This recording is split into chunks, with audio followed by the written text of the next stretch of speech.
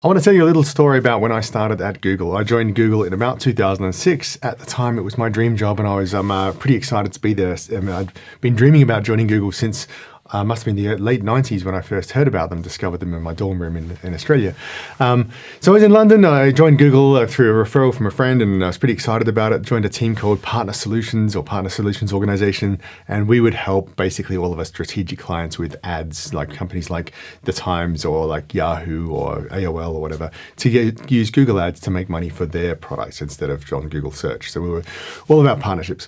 And when I joined, we had this onboarding process, and the onboarding was like the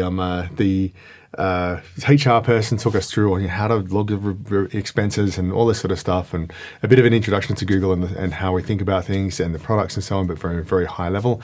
But then she introduced the goal setting system, and she said, you may have worked in a large company and they might have a goal setting system. Well, we have one too. We think ours is pretty special. It's called OKRs, and she described OKRs to us all. And I remember thinking, okay, good. It's good to have goals, and that looks like a bit like SMART goals with some headings, like the objectives feel like headings.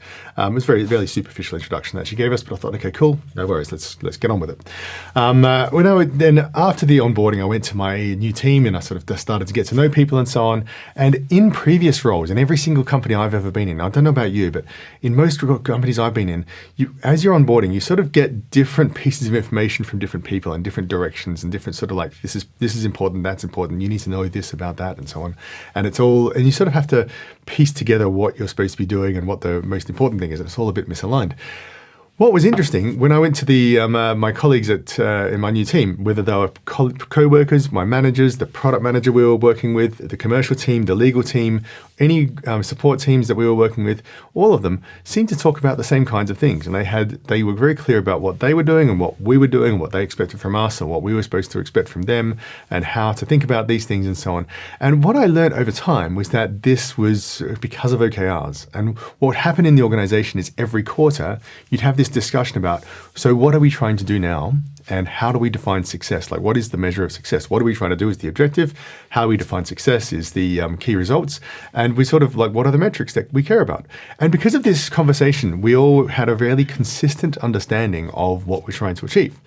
And so I found that really useful and interesting, really helpful way of getting people involved in this conversation.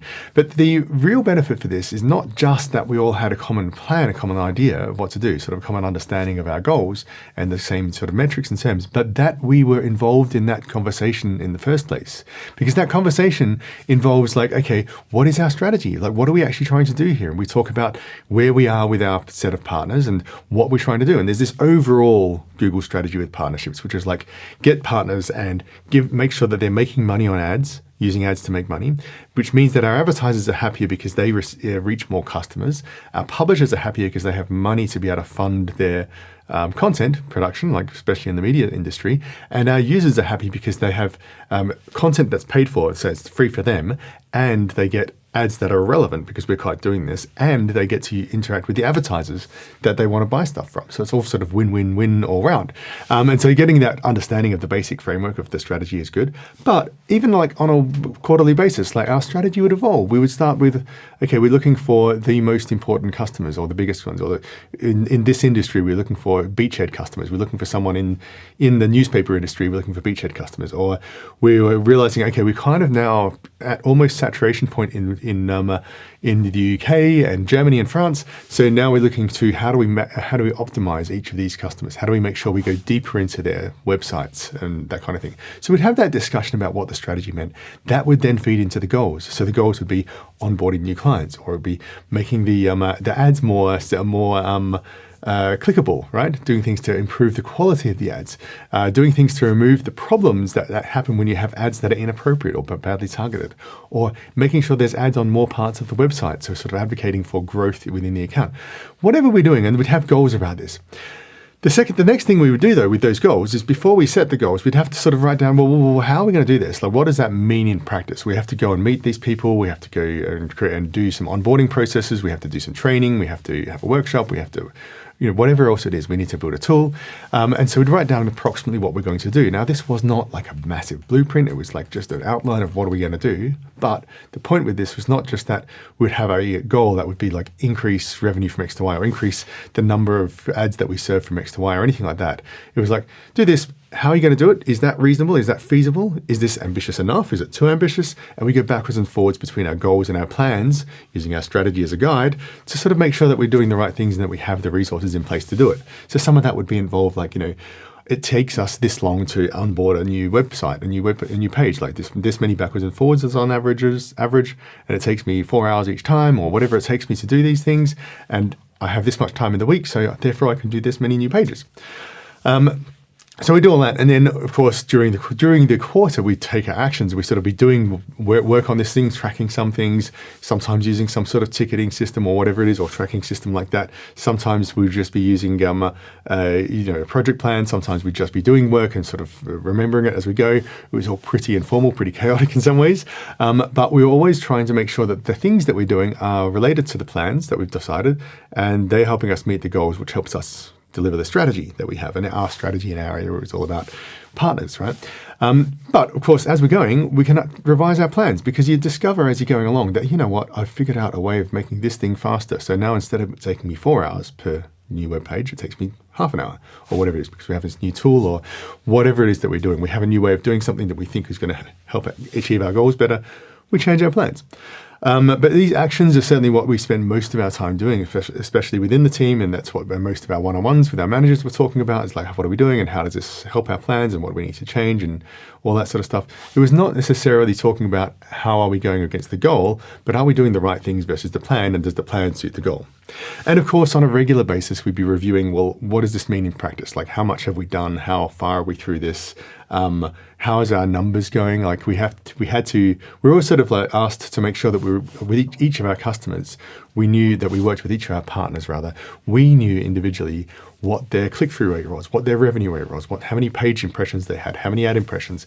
We just should be familiar with these things and how they're evolving over time, and get familiar with, like, why is that so? Is that seasonality? Is that because of the way the technology is changing? Are we improving the way we've installed things? Have they changed their traffic? What's causing these things? So that whenever we had a meeting with a customer or anything like that, we had this knowledge accessible and being able to use it and being able to have these conversations. When we have those quarterly reviews with each client, we'd be able to say, yes, you've had a spike in revenue this time and a drop in revenue there, but that's because of, for example, the lead up to the World Cup and the World Cup itself, right? And that changes the way people are using your website, or that changes people's proclivity to buy the things that are being advertised on your website, right? Even if your traffic doesn't change. And so trying to help people understand that and being able to work with that. But that act of reviewing like the data and reviewing it with the customers and being able to report on that and being able to explain it to our management and customers and partners, internal partners and external partners, was really important. So this is the 5 parts of the management system at Google. There's the strategy setting, and we said we have to be involved in that. Clearly, we're not setting the strategy as individual contributors, but we're certainly involved in forming the strategy as it applies to our area. We're involved in setting our goals in relation to the strategy. We're coming up with our plans to deliver the goals and how that works. We're doing the work to make sure we're lined up with the action, and the management is working with us on making sure our actions are lined up with our plans, and that's all sensible, and we're not butting up against silly areas that we could be working with someone else to solve. And we're reviewing how the data is going and how this is working in practice so that we can understand better what we're doing.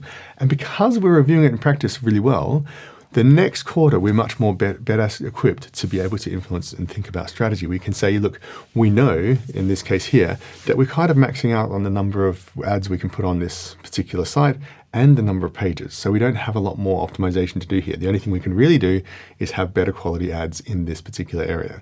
And that would then inform the strategy of what we're doing.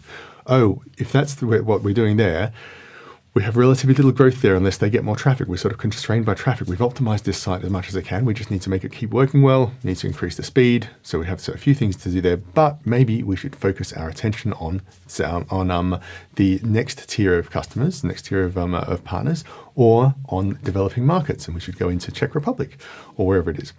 And so that would be then informing the strategy. And that means that all of the people doing the work in the team that I was part of, there was about 30 of us, I suppose, in this team working across Europe, we would have this involvement in the strategy and this understanding of it. And because of that, we were then able to help form a better strategy to go forwards in the following quarters to create more success, because we were involved in the actual work. And it wasn't someone in the ivory tower saying, here's your strategy, go and do it. We were involved in that process. All right, I hope that's helpful. This is just a story about my experience at Google and how that translates into a management model. We have strategy, goals, plans, actions, and review. Each one of these things flows into the next. Each one of them makes the next one better. And it keeps going around in a circle. As you do more of this, you get better at each step. Have a great day and scale well.